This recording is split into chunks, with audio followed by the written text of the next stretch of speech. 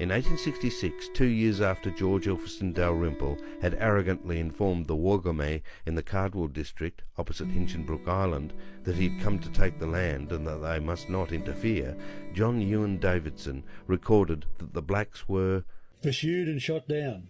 It was a strange and painful sight to see a human being running for his life and see the black police galloping after him and hear the crack of carbines.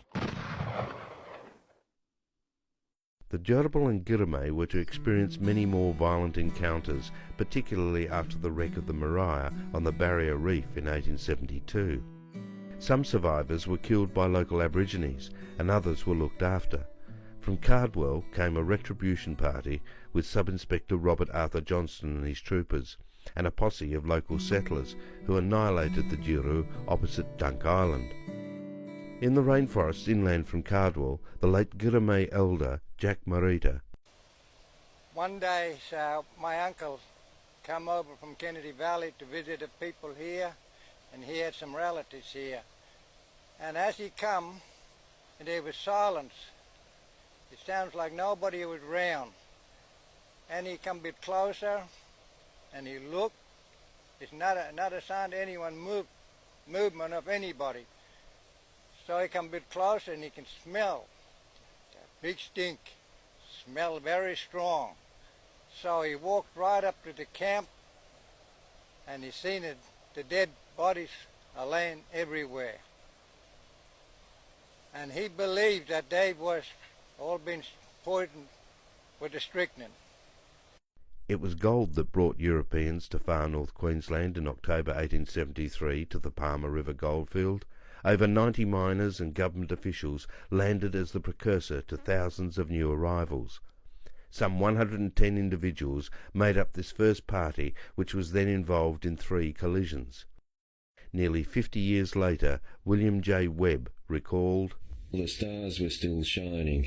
A crowd of natives came up yelling out a terrible war cry, about 70 yards from where we lay, just as dawn was breaking.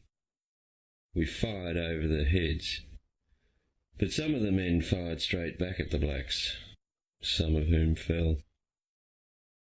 Thereupon the blacks ran away and were pursued as far as a large lagoon, and all that went there stayed there."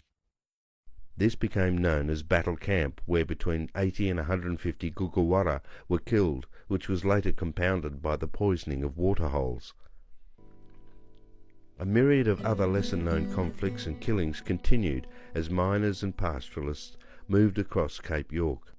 In 1876, 150 kilometres to the south, the Hodgkinson goldfield was established and the port of Cairns founded in October to service the new field. Within 8 years occurred one of Cairns' best-kept secrets. At a site not far north of Yungaburra, Jack Kane, as an 18-year-old in 1884, told, "He took part in a police raid which lasted a week, culminating in a roundup at Skull Pocket and others following at Mulgrave River and near the 4 Mile. At Skull Pocket, police officers and native trackers surrounded a camp of Idingi blacks before dawn, each man armed with a rifle and revolver. At dawn, one man fired into their camp and the natives rushed away in 3 other directions. There were easy running shots close up. The native police rushed in with their scrub knives and killed off the children. A few years later, a man loaded up a whole case of skulls and took them away as specimens. Old Jack stated, 'I didn't mind killing off the bucks, but I didn't quite like them braining the kids.' From Skull Pocket, the raiders journeyed to the Mulgrave and again at the 4 Mile and shot other natives, some of them with wounds received in the raid at Skull Pocket."